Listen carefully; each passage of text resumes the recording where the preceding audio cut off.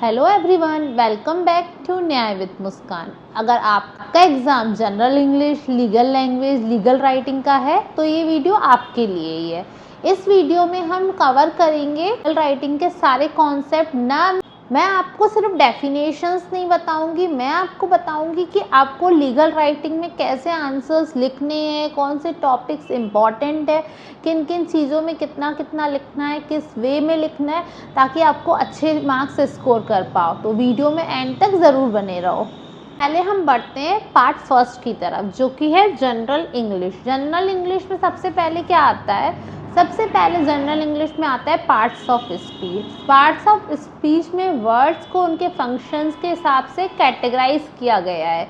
हमारे parts of speech कितने होते हैं? 8 पार्ट्स ऑफ स्पीच होते हैं। पार्ट्स ऑफ स्पीच में 8 पार्ट होते हैं। फर्स्ट पार्ट होता है नाउन। नाउन का मतलब क्या होता है? Name, place, animal, thing. बचपन से हमने ये पढ़ा है। और हिंदी में भी आपको मालूम है, इसको संज्ञा बोलते हैं। तो पर्सन, प्लेस, थिंग, आइडिया, ये सब क्या कहलाता है? नाउन कहलाता है। अभी अपन लॉ के हिसाब से इसको पढ़ रहे हैं, तो इसमें एग्जाम्पल्स क्या होंगे? लॉ के अकॉर्डिंग लेते हैं। लॉयर, कोर्ट, जज, कॉन्स्टिट्यूशन, जस्टिस, ये सब क्या हो गया? ये सब एग्जाम्पल हो गए नाउन के। ये सब एग्जाम्पल क्या हो गए? नाउन के हो गए। अब इसमें से आपको सेंटेंस फ्रेम करने के लिए भी आ सकता है। कुछ वर्ड्स दिए जाते हैं जिसके आपको सेंटेंस फ्रेम करने होते हैं। तो कैसे फ्रेम कर सकते हो? The lawyer appeared before the court. इधर पे लॉयर और कोर्ट दोनों क्या हैं? ये दोनों वर्ड्स ही नाउन है। तो ये हमारा फर्स्ट पार्ट है पार्ट्स ऑफ स्पीच का। करते हैं हम हमारी सेकेंड पार्ट ऑफ स्पीच के बारे में। सेकेंड पार्ट ऑफ स्पीच क्या है? प्रोनाउन। प्रोनाउन क्या बोलता है? जो वर्ड्स यूज होते हैं संज्ञा की जगह पे। ठीक है, हिंदी में आपने पढ़ाई है, सर्वनाम को अपन प्रोनाउन बोलते हैं। तो जो वर्ड संज्ञा की, मतलब जो वर्ड्स नाउन की प्लेस पे यूज होते हैं, उन्हें हम प्रोनाउन बोलते हैं। जैसे he, she, it, they, we, you, ये सब क्या है? प्रोनाउन है। इसका एक एग्जाम्पल बता देती हूँ। जैसे Swati is a law student, she studies constitutional law. यहाँ पे हमने एक बार नाम लिख दिया स्वाति। अब बार बार नाम न लिखने के लिए अपन क्या यूज़ कर रहे हैं? यहाँ पे शी यूज़ कर रहे हैं। यहाँ पे फिर से नाम न लिखें हम स्वाति, या जिसका भी जो नाम है अपन बार बार रिपीट नहीं करते हैं, तो वहाँ पे अपन शी यूज़ कर सकते। और सपोज यहाँ पे कोई लड़के का नाम होता तो रिपीटेडली ही यूज होता उसके लिए। ऑफ स्पीच क्या है? नेक्स्ट पार्ट ऑफ स्पीच है वर्ब। वर्ब क्या बताता है? वर्ब बताता है एक्शन या स्टेट, मतलब क्रिया। जो भी काम हो रहा है उसको अपन वर्ब बोलते हैं। तो कुछ भी काम हो सकता है, बैठना, उठना, सोना, कुछ भी, आर्ग्यूमेंट करना, बातें करना, चलना फिरना, कुछ भी, जो भी काम हो रहा है, जो भी एक्शन हो रहा है, वो वर्ब में काउंट होता है। एग्जाम्पल गो, राइट, रीड, स्टडी, अपेयर, ये सब एग्जाम्पल हैं वर्ब के। इसका एग्जाम्पल समझते हैं सेंटेंस में। The lawyer argued the case. Lawyer ने आर्ग्यू किया केस में। इसमें वर्ब क्या होगा?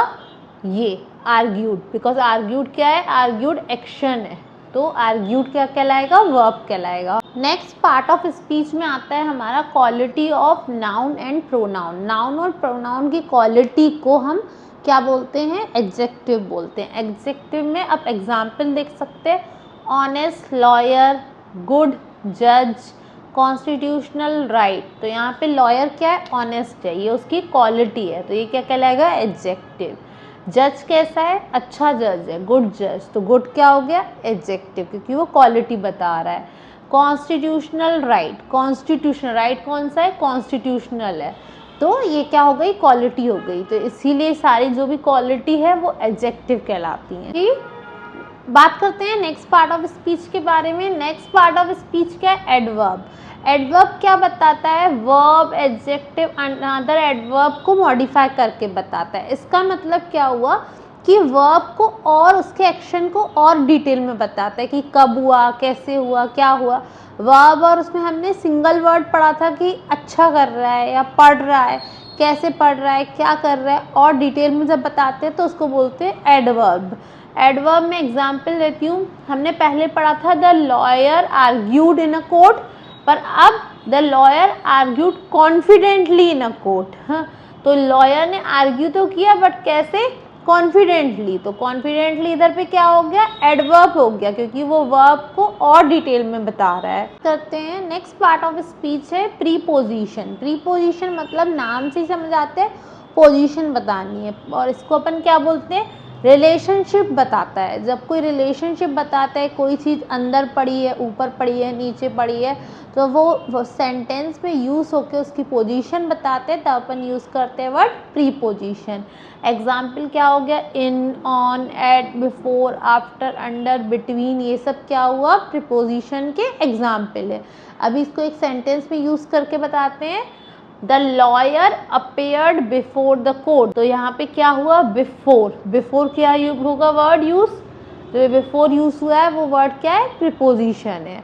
स्पीच क्या है, कंजक्शन। कंजक्शन का मतलब क्या होता है, कंजक्शन का मतलब होता है टू जॉइन वर्ड्स और सेंटेंसेस। जब कुछ वर्ड्स को सेंटेंसेस को जो जोड़ने में हेल्प करता है उनको हम बोलते हैं कंजक्शन। जैसे क्या हेल्प करता है जोड़ने में, एंड, बट, बिकॉज, ऑल्दो, और ये सब वर्ड्स है ना, ये हेल्प करते हैं दो सेंटेंसेस या दो वर्ड्स को जोड़ने में। एक एग्जाम्पल से समझते हैं इसको। The lawyer studied hard and pass the examination. Lawyer ने बहुत मेहनत से पढ़ाई की एंड उसने एग्जामिनेशन पास किया। तो इतना भी एक सेंटेंस है, द लॉयर स्टडीड हार्ड, और एंड क्या कर रहा है, दूसरे सेंटेंस को जोड़ रहा है, पास द एग्जामिनेशन। तो यहाँ पे एंड क्या हुआ, यहाँ पे एंड हमारा कंजक्शन हो गया। अब बढ़ते हैं हम लास्ट पार्ट ऑफ स्पीच की तरफ। लास्ट पार्ट ऑफ स्पीच क्या है, इंटरजेक्शन। इंटरजेक्शन क्या बताता है, सडन इमोशन को एक्सप्रेस करने का तरीका होता है। वो क्या होता है, example, oh, wow, alas, hurray, hurray आए, इसका एग्जाम्पल क्या हो सकता है, hurray we won the match. मतलब खुशी का, दुख का, कुछ भी इमोशन जब एक्सट्रीम वे में शो करना है या सडनली शो होता है तो उसको अपन इंटरजेक्शन बोलते हैं। हम हमारे नेक्स्ट टॉपिक के बारे में, जनरल इंग्लिश में टेंसेस भी पूछे जाते हैं एग्जाम में, ग्रामर सेक्शन में। तो शॉर्ट में मैं बताती हूँ टेंसेस कितने टाइप्स के होते हैं, 3 टाइप के, present, past and future. Present वो जो चल रहा है, पास्ट जो हो चुका है, और फ्यूचर वो जो फ्यूचर में होने वाला है। जैसे द प्रेजेंट की बात करें, द स्टूडेंट स्टडीज लॉ, बच्चे लॉ पढ़ रहे हैं, तो ये क्या हुआ, प्रेजेंट की बात। पास्ट में अगर यही चीज़ बोलेंगे, द स्टूडेंट स्टडीड लॉ, बच्चे लॉ पढ़ चुके हैं, पास्ट में ऐसा हो जाएगा। फ्यूचर में the student will study law, बच्चे लॉ पढ़ेंगे। तो ये 3 टेंसेस होते हैं जिनको आप इम्पॉर्टेंट है, इसको कर लेंगे तो आप ग्रामर सेक्शन थोड़ा इजी हो जाएगा। आपसे इम्पॉर्टेंट टॉपिक जनरल इंग्लिश का क्या है, active and passive voice. Active and passive voice क्या होता है, एक्टिव वॉइस में सेंटेंस को इजी वे में फ्रेम किया जाता है, सिंपल वे में होता है। पैसिव वॉइस को समझते हैं कि एग्जाम्पल के थ्रू। एक्टिव वॉइस में सेंटेंस लिखा है, द जज डिलीवर्ड द जजमेंट, जज ने जजमेंट डिलीवर किया, सिंपल सा सेंटेंस है, कुछ घुमाया हुआ नहीं है, तो उसको एक्टिव वॉइस बोला गया। अब पैसिव वॉइस में इसको क्या बोलेंगे, the judgment was delivered by the जज। अब इसमें सेंटेंस को डिफरेंट वे में बोला गया, जो जजमेंट है वो जज द्वारा डिलीवर किया गया। पहले एक्टिव में सीधा सीधा बोला गया, अब इसमें चीज़ें चेंज की गई। अब इसको हम कैसे समझेंगे, कैसे लिखा जाएगा, इसकी एक इजी ट्रिक बताती हूँ।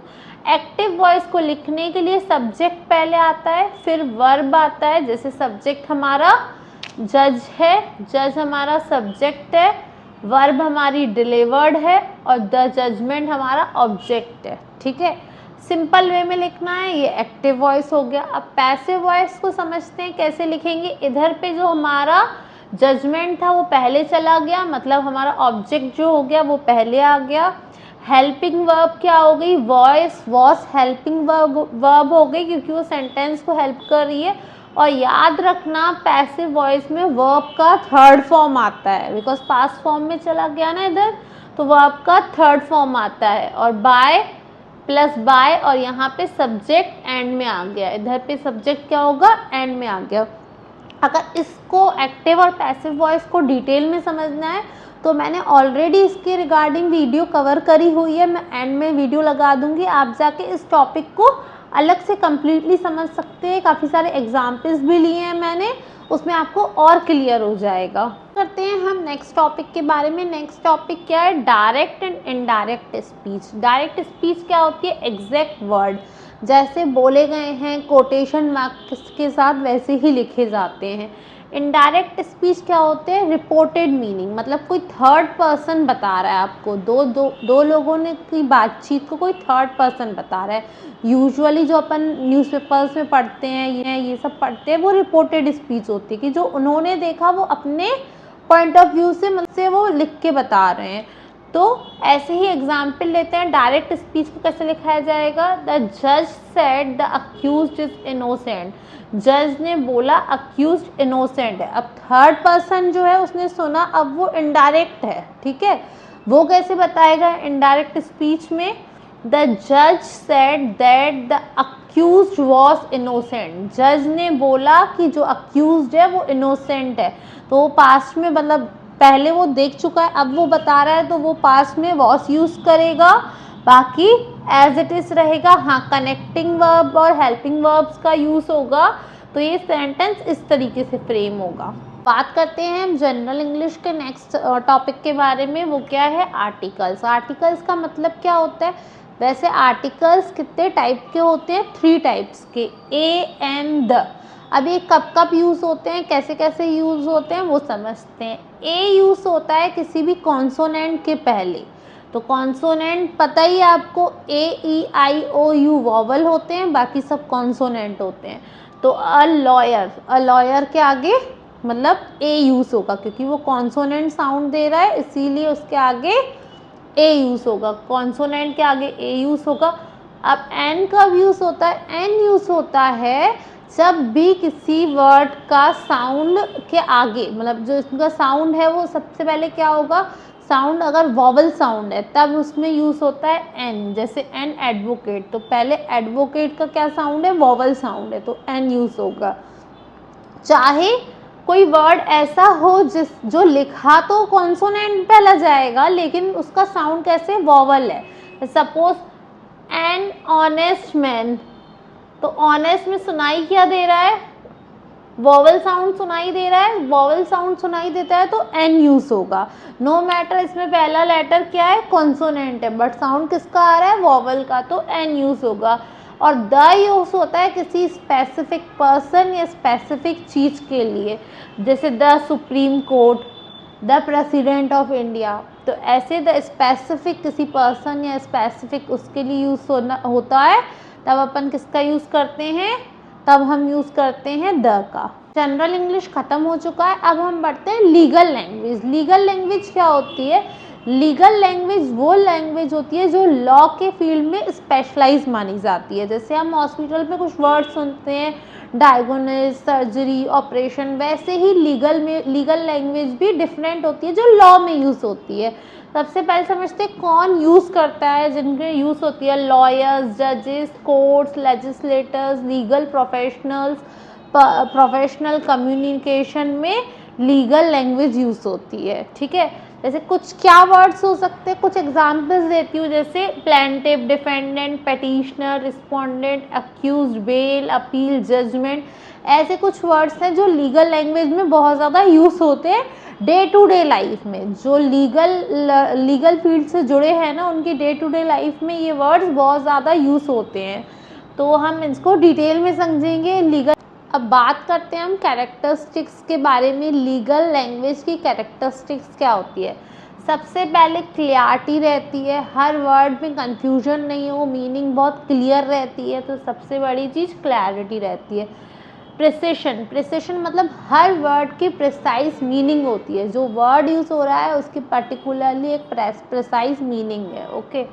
नेक्स्ट है कैरेक्टरिस्टिक्स में फॉर्मल लैंग्वेज यूज़ होती है। कुछ भी ऐसा नहीं है जो इनफॉर्मल हो। फॉर्मल कम्युनिकेशन में वर्ड्स बहुत क्लियर होते हैं और बहुत अप टू द मार्क होते हैं, तो फॉर्मल वर्ड्स यूज़ होते हैं। नेक्स्ट है टेक्निकल वोकैबुलरी। टेक्निकल वोकैबुलरी का मतलब है ऐसी वोकैबुलरी यूज़ होती है जो थोड़ी टेक्निकल हो, जैसे जूरिडिक्शन, एविडेंस एंड ये क्लियर वर्ड्स जो एक ही वर्ड में क्लियर मीनिंग आ जाती है। प्लेंटिव, डिफेंडेंट, तो टेक्निकल वोकैबुलरी। और कंसिस्टेंसी, कंसिस्टेंसी का मतलब जो सेम लीगल कॉन्सेप्ट्स के लिए टर्मिनोलॉजी कंसिस्टेंट रहनी चाहिए, इसीलिए यूज़ होता है कंसिस्टेंसी। तो ये सब कैरेक्टरिस्टिक्स हैं किसके, लीगल लैंग्वेज के। अब बात करते हैं कुछ लीगल टर्म्स के बारे में जो जनरली लॉ में बहुत ज़्यादा यूज़ होती है। सबसे पहला लीगल टर्म है प्लेंटिफ। प्लेंटिफ वो होता है उसमें जो केस लेके जाता है, केस फाइल करता है, उसको हम प्लेंटिफ बोलते हैं। और डिफेंडेंट कौन होता है, जिसके अगेंस्ट केस फाइल होता है, वो डिफेंडेंट कहलाता है। पेटिशनर, पेटिशनर कौन होता है, जो पर्सन पेटिशन फाइल करता है उसको पेटिशनर बोलते हैं। और जो अपोजिट साइड होता है, जो पेटिशनर को प्रोसीडिंग में अपोजिट साइड पे होता है, उसको हम रिस्पोंडेंट बोलते हैं। अक्यूज्ड, अक्यूज्ड का मतलब क्या होता है, जिस पर्सन पे क्रिमिनल ऑफेंस का एलिगेशन हो, मतलब जिस पे इल्ज़ाम लगाया गया है, उसको अपन अक्यूज्ड बोलते हैं। नेक्स्ट वर्ड है अपीलिएंट। अपीलिएंट वो है जो हायर कोर्ट में अपील फाइल करता है, उसको अपीलेंट बोलते हैं। नेक्स्ट है वर्ड एफिडेविट। एफिडेविट क्या होता है, एक रिटन स्टेटमेंट होती है जो ओथ या एफर्मेशन के अंडर कंसीडर की जाती है। बेसिकली उसे शपथ पत्र भी बोल सकते हैं। तो बेल, बेल वर्ड तो आपने काफ़ी सुना होगा। बेल मतलब अक्यूज को कुछ कंडीशंस पर कस्टडी से रिलीज़ करना, सर्टेन कंडीशंस देखकर उनको कस्टडी से रिलीज़ करना ही बेल कहलाती है। डिक्री, डिक्री क्या होता है, डिक्री मतलब सिंपल है, जो फाइनल ऑर्डर, फाइनल चीज़ आती है ना कि अब ये करना चाहिए, उसको अपन डिक्री बोलते हैं। Next evidence. एविडेंस तो पता ही है, कोर्ट में ऐसा मटेरियल जो प्रूफ के रूप में सबमिट किया जाए और केस के लिए फ़ायदेमंद हो, उसको अपन क्या बोलते हैं, एविडेंस बोलते हैं। नेक्स्ट है इंजंक्शन। इंजंक्शन मतलब कोर्ट का ऐसा ऑर्डर जो किसी भी काम को तुरंत करने या ना करने का आदेश दे, मतलब ऐसा ऑर्डर जो कोर्ट की तरफ से आए कि या तो ये चीज़ रोक दो या ये चीज़ स्टार्ट कर दो। तो जो ऐसा ऑर्डर आता है उसको इंजंक्शन बोलते हैं। ऑलरेडी मैंने इंजंक्शन से रिलेटेड टॉपिक डिस्कस किया हुआ है न्यूसेंस वाले कॉन्सेप्ट में। अगर आपको वो देखना है इंजंक्शन क्या होता है, तो मैं वीडियो एंड में लगा दूंगी, आप जाके वो वीडियो। एक छोटा सा वर्ड होता है जो पूरे लीगल प्रिंसिपल को एक्सप्लेन करता है, और वो वर्ड किस में रहता है, वो वर्ड लैटिन लैंग्वेज में रहता है। तो ऐसे कुछ लीगल मैक्सिम्स को हम अभी समझेंगे जो एग्जाम से रिपीटेडली पूछे जाते हैं। लीगल मैक्सिम है उबी जस्ट आई बी रेमेडियम। इसका मतलब क्या होता है, where there is a right there is remedy. जहाँ जहाँ राइट है वहाँ रेमेडी भी है। अगर जहाँ पे राइट है और किसी का राइट वायलेट हो रहा है तो जनरली उसे रेमेडी मिलेगी।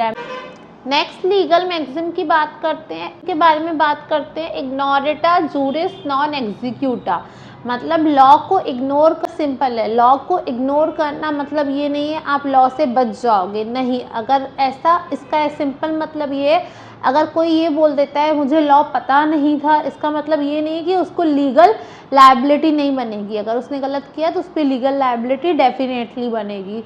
तो लॉ में कोई एक्सक्यूज़ नहीं रहता है। लीगल मैक्सिम है ऑडी अल्ट्रम पार्टम। ऑडी अल्ट्रम पार्टम का मतलब होता है हियर द अदर साइड, मतलब दूसरी साइड भी सुनो। किसी को सीधा फैसला सुनाने से पहले उसका भी पॉइंट ऑफ व्यू सुनो, उसका भी जजमेंट, उसकी भी चीज़ें सुनो, उसके केस को भी फेयर मौका दीजिए बोलने का, तब जाके कुछ डिसीज़न होना चाहिए। और ये नेचुरल जस्टिस का क्या है, सबसे बड़ा प्रिंसिपल है ऑडी अल्ट्रम पार्टम। तो दूसरे को भी फेयर चांस मिलनी चाहिए। नेक्स्ट लीगल मैक्सिम है नीमो जुडेक्स इन कॉसा सुआ, मतलब नो वन शुड बी जज इन देयर ओन केस। किसी को भी अपने ही केस में इम्पार्शियल जज बनने की अपॉर्चुनिटी नहीं मिलनी चाहिए। तो किसी को भी अपने ही केस में जज नहीं रहना चाहिए, क्योंकि फिर वो इम्पार्शियल रहेंगे। नेक्स्ट लीगल मैक्सिम है रेस इप्सा लॉक्यूटर। इसका मतलब है द थिंग्स स्पीक इटसेल्फ, मतलब चीज़ें खुद ही बोलती हैं। ये जेन्युइनली ये जो मैक्सिम है टॉर्ट लॉ में यूज़ होता है, किस कॉन्सेप्ट में, नेग्लिजेंस के कॉन्सेप्ट में यूज़ होता है। ओके, तो हमने यहाँ पे 5 मैक्सिम्स कवर कर ली हैं, और इसके बारे में मैंने ऑलरेडी डिटेल में वीडियो कवर करी हुई है।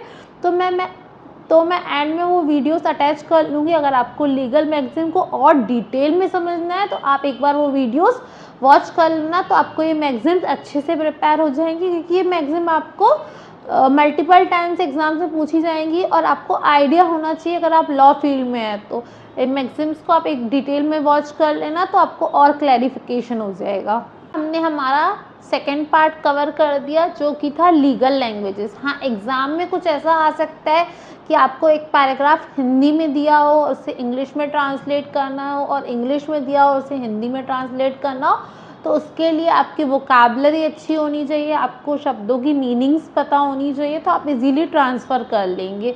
अब नेक्स्ट आता है लीगल राइटिंग। लीगल राइटिंग में क्या क्या चीज़ें आती है हम उसके बारे में समझें। बात करते हैं हम इस सब्जेक्ट के थर्ड पार्ट के बारे में। थर्ड पार्ट क्या है? Legal writing. लीगल राइटिंग क्या होता है? लॉ में यूज़ होने वाली आर्ग्यूमेंट्स, फैक्ट्स, चीज़ें, जो इतनी भी चीज़ें लॉ में यूज़ होती हैं केस को लड़ने के लिए, केस को फाइल करने के लिए, सब चीज़ों को लिखना, प्रेजेंट करना भी आना चाहिए। उसी को कैसे लिखा जाता है वो लीगल राइटिंग में यूज़ होता है। ऐसे क्या होती है लीगल चीज़? जैसे legal notice, petition, application, judgment, argument, memorandum और रिटन स्टेटमेंट। ऐसे डिफरेंट चीज़ें हैं जो लीगल वे में लिखनी आनी चाहिए, मतलब उसको प्रॉपरली प्रेजेंटफुल वे में लिखा जाना चाहिए। अब बात करते हैं हम कि किसी भी आंसर को हम एग्ज़ाम में कैसे लिखें, उसके लिए एक प्रॉपर स्ट्रक्चर होना चाहिए। अब उस स्ट्रक्चर पर बढ़ते हैं। वो स्ट्रक्चर क्या है? सबसे पहले आंसर में इंट्रोडक्शन लिखो, उसके बाद डेफिनेशन, देन डेफिनेशन के बाद लीगल प्रोविज़न। लीगल प्रोविज़न का मतलब कौन से आर्टिकल की बात हो रही है, कौन से प्रिंसिपल की बात हो रही है, वो लिखो। देन आंसर को एक्सप्लेन करो एंड फिर एग्जाम्पल, देन केस लॉ और लास्ट में कंक्लूजन।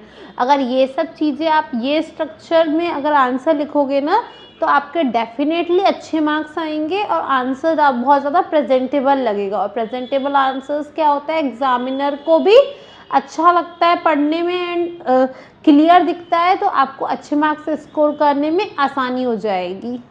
करेंगे हम नेक्स्ट टॉपिक के बारे में, लीगल ड्राफ्टिंग। लीगल ड्राफ्टिंग मतलब अच्छे से लीगल डॉक्यूमेंट्स को लिखा जाना, अच्छे वे में प्रेजेंट करना, उसको लीगल ड्राफ्टिंग बोलते हैं। अगर लीगल ड्राफ्टिंग के लिए क्या चीज़ें इंपॉर्टेंट है? सबसे पहले लैंग्वेज क्लियर होनी चाहिए, सेकंड फैक्ट्स करेक्ट होने चाहिए, फैक्ट्स में कोई मिस्टेक नहीं होनी चाहिए, थर्ड स्ट्रक्चर प्रॉपर होना चाहिए लीगल ड्राफ्टिंग के लिए, और जितनी भी टर्म्स लिख रहे हो, जो भी लिख रहे हो, वो बहुत ज़्यादा एक्यूरेट होनी चाहिए, precise terms. Then no unnecessary repetition, बार बार सेम चीज़ को रिपीट नहीं करना है, बिकॉज वो पढ़ने में किसी को भी ज़्यादा अच्छा नहीं लगेगा, अपना प्रेजेंटेबल नहीं लगेगा। नेक्स्ट है लॉजिकल अरेंजमेंट, मतलब लीगल ड्राफ्ट में जो भी अरेंजमेंट हो वो लॉजिकल होना चाहिए। करते हैं हम आर्ग्यूमेंट राइटिंग की। आर्ग्यूमेंट को कैसे लिखा जाएगा? इसका सिंपल से 4 लेटर्स याद रखना, IRAC। यही रूल से याद रखोगे तो आपको याद रहेगा आर्ग्यूमेंट कैसे लिखना है। सबसे पहले इशू मतलब प्रॉब्लम क्या है वो लिखना है। देन रूल मतलब कि क्या लॉ, क्या प्रिंसिपल अप्लाई होगा वो लिखना है। नेक्स्ट है एप्लीकेशन। एप्लीकेशन का मतलब है कि हमारे फैक्ट्स पर लॉ कैसे अप्लाई होगा, जो भी फैक्ट्स आपने रखे हैं उस पर लॉ कैसे अप्लाई होगा। थर्ड हमारा वो हो गया। और लास्ट पार्ट क्या है? कंक्लूजन, जो फाइनल में एंड में बताता है कि क्या कंक्लूजन निकलेगा। तो ये याद रखोगे तो आपको इजीली याद रहेगा आपको आर्ग्यूमेंट राइटिंग कैसे करनी है। मैं कुछ कॉमन मिस्टेक बताती हूँ जो स्टूडेंट करते हैं इसमें लीगल राइटिंग के एग्ज़ाम में। सबसे पहले बहुत लंबा इंट्रोडक्शन लिख देते हैं, तो वो ज़्यादा बोरिंग हो जाता है एग्ज़ामिनर के लिए चेक करने में, तो बहुत लंबा इंट्रोडक्शन नहीं लिखना है। गलत आर्टिकल नंबर्स नहीं लिखने हैं। नेक्स्ट मिस्टेक है स्पेलिंग मिस्टेक करना बहुत ज़्यादा, और अननेसेसरी लैटिन वर्ड्स का यूज़ करना, जिनका यूज़ अभी नीडेड भी नहीं है वो भी अगर यूज़ कर रहे हो तो वो भी आंसर को प्रिसाइज नहीं रखता है। देन मेमोरेंडम और इन सब चीज़ों का प्रॉपर फॉर्मेट ना लिखना, ये सब क्या है? ये सब मिस्टेक है जो आपके मार्क्स डिडक्ट करवा देती हैं। तो कोशिश करना ये सब चीज़ें ये मिस्टेक आप ना करें। और जब आप मेमो लिख रहे हैं तब आपको ना ऐसे काटना नहीं है, लाइक कुछ वर्ड रॉन्ग हो गया है तो आप एकदम से काट देते हो। कोशिश ये करनी कि उसमें कुछ भी मिस्टेक ना हो, लाइक कट करना मेमोरेंडम को अनटाइडी बनाता है, तो वो सब नहीं करना है। प्रोविजंस को क्लियरली मेंशन करना है। और एक बहुत बड़ी मिस्टेक जो स्टूडेंट्स करते हैं कि वो क्या करते हैं कि हेडिंग्स ही नहीं बनाते, डायरेक्ट आंसर लिख देते हैं। नहीं, आप पहले उसकी बेसिक हेडिंग लिखो। नेक्स्ट मिस्टेक क्या है, कंक्लूजन ना देना, आंसर के फैक्ट्स और आर्ग्यूमेंट्स को मिक्स कर देना, जो कि गलत है। हर चीज़ का सेपरेट वो होना चाहिए।